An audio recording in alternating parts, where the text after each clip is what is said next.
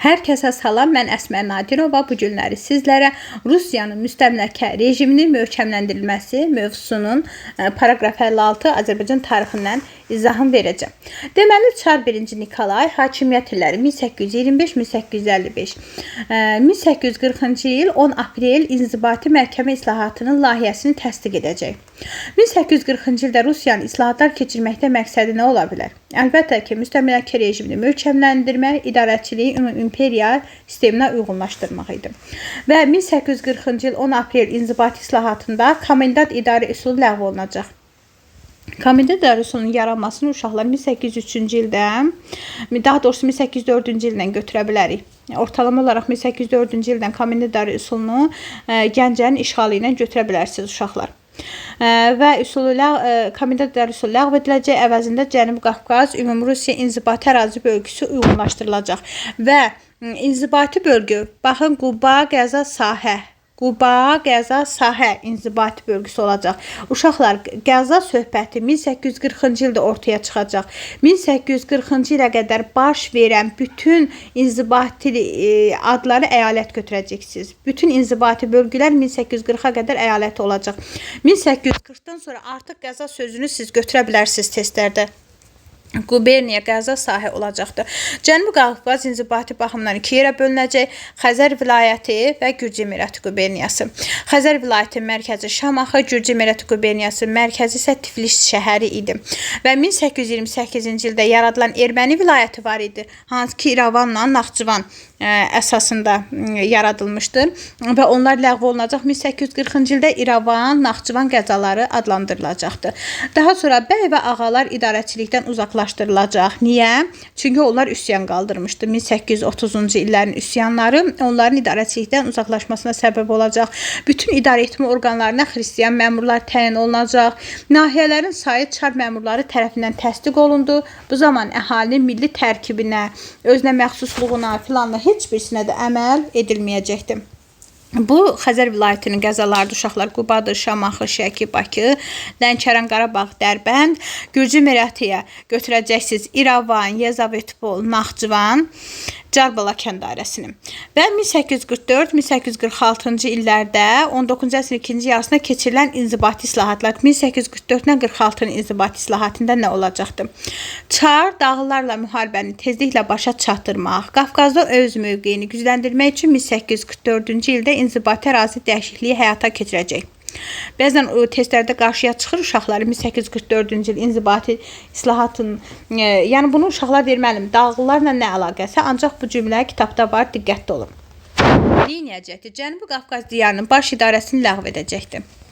Cənubi Qafqaz canişinliyini yaradacaqdır. Hansı ki 1844-də yaranacaq, 1883-cü ilə qədər mövcud olacaqdır. Qafqaz canişinliyini idarə edən canişin Çar tərəfindən təyin olunan geniş hərbi və mülki səlahiyyətlərə məxsus idi.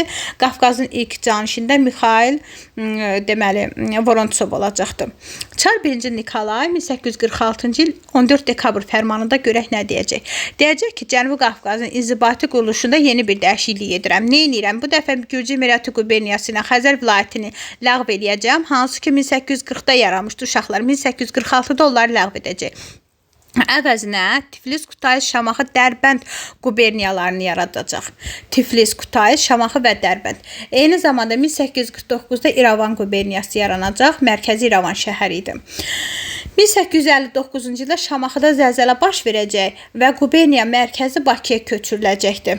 1859-da, 1849-da, daha doğrusu 1846-da yaranan Şamaxı quberniyası 46-da yaranmış. Şamaxı quberniyası 1859-da Şamaxıda zəlzələ baş verdiyi üçün quberniyanın mərkəzi Bakıya köçürüləcəkdir. Və Bakı quberniyası adlandırılacaqdır. 1860-cı ildə Dərbənd quberniyası ləğv ediləcəkdir və Quba qəzası Bakı quberniyasının ixtiyarına veriləcək. 1868-ci ildə bizim Yezavetpol quberniyamız yaranacaqdır. Daha sonra gəldik 1840-ın 10 aprel məhkəmə islahatına. Dedi, ümumi imperiya qanunlarına uyğunlaşdırmaqdan ötürü quberniya, vilayət və qəza məhkəmələri yaradıldı. Quberniya, vilayət, qəza məhkəməsi. Uşaqlar 1840-a qədər bir də deyirəm, məhkəmələrin heç birində qəza sözü ola bilməz. Qəzalar 1840-da yaranacaqdı. Daha sonra mülki işlərə hərbi məhkəmələrdə baxılması qaydası ləğv edildi. Hansı ki, komendantlıq dövründə bu var idi. Şəriət məhkəmələri saxlanılacaq. Bunu komendantlıq dövrü məhkəmə islahatı ilə oxşarlıq götürə bilərik. Amma onlar boş-boş işlərlə, kəbin talaq işlərlə və sərq işlərlə məşğul olacaqdı. Yenə də məhkəmələr Rus hakimləri tərəfindən aparılır, Rus dilində aparılır, imperiya qanunları əsasında aparılmış olacaq. 1840 10 aprel inzibati məhkəmə islahatının nəticəsi olacaq ki, əhalinin bütün təbəqələri narazı qalacaq bundan. Üsyanlarda fəal iştirakına görə bəydə ağaların hüquqları, imtiyazları əllərindən alınacaqdı. Çarizm etibar etmədiyi üçün onları bütün idarə işlərindən kənarlaşdıracaq, yerinə rusları gətirəcək, xristiyanları gətirəcək. Bəy və ağaların idarə işlərinin uzaqlaşdırılması 1840-cı ilin islahatlarının uğursuzluqla nəticələnməsinə səbəb olacaqdı. Daha sonra gəldiyi Çar hökuməti 1841-ci il tarixli qərarı ilə deyəcək ki, Qazax, Şəmsəddin Borçalı ağalarını, az sonra da Xəzər vilayətinin bəyləri kənd idarəçiliyindən uzaqlaşdırılsın, tüyül torpaqları əllərindən alınsın. Ancaq təbii ki, bu islahatlar, bəylərə ağalara qarşı siyasəti bu cür aparması onların səhvləri idi və nəticədə də bu siyasəti dəyişməyə məcbur olacaqdı. 1841-də verdikləri bu qərarı 1842-də icrasını dayandıracaqlar. Bununla da çarizm 1840-ın əvvəllərində yerli feodallarla münasibətlərin kəsilməsinə yönəlmiş siyasəti uğursuzluqla nəticələnəcək.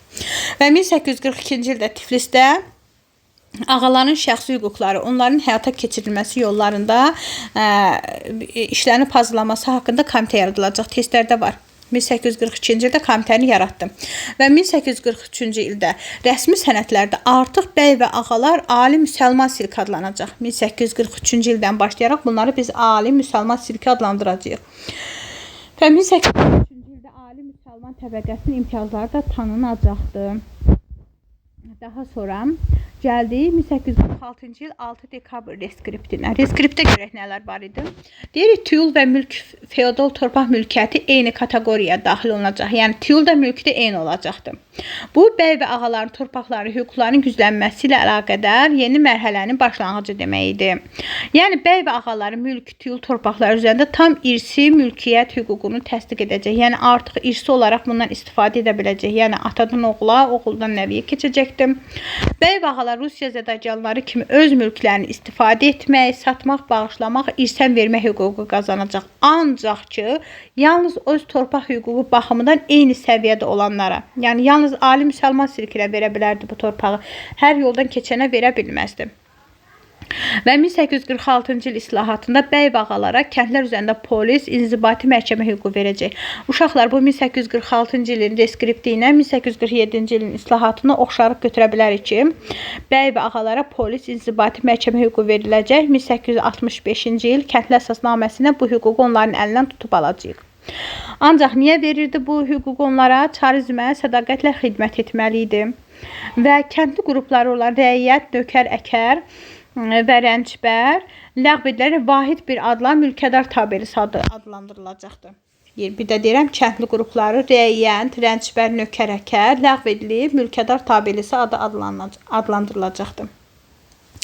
Eyni zamanda uşaqlar, Çar hökuməti Şimali Azərbaycanın sahibkar kəndli münasibətlərini hüquqa aydınlıq gətirməkdən ötürü 1847-ci il kəndli əsasnaməsini qəbul edəcək. Burada üç əsas məsələyə toxunur. Torpaq, vergi, mükəlləfiyyət. Torpaq məsələsində deyir ki, torpaq mülkiyyətçisi olan 15 yaşından yuxarı kişi, yadıq qadınlar, yalnız kişilərə aiddir. 5 desiyatin torpaq veriləcəkdir, yararlı torpaq olmalıydı bu da. Vergi məsələsində məcahət vergisi var idi. Hansı ki, məhsulun 1/10-nə qədər müəyyən edilirdi. Kəndli taxılın 1/10-ni, digər məhsulların 3/1-ni məcahət belə deyək ki, vergisi olaraq sahibkərlərə verirdi. Sonra çöpbaşı vergisi var idi. Sudan istifadəyə görə bəhrə vergisi var idi. Uşaqlar, çöpbaşı vergisi bir dənə 1847-ci ildə islahatında, digər islahatlarda yoxdur. Onu diqqətlə yadınızda saxlayın. Mükəlləfiyyət məsələsində deyir ki, kəndli ailəsi bir nəfəri ildə 18 gün öz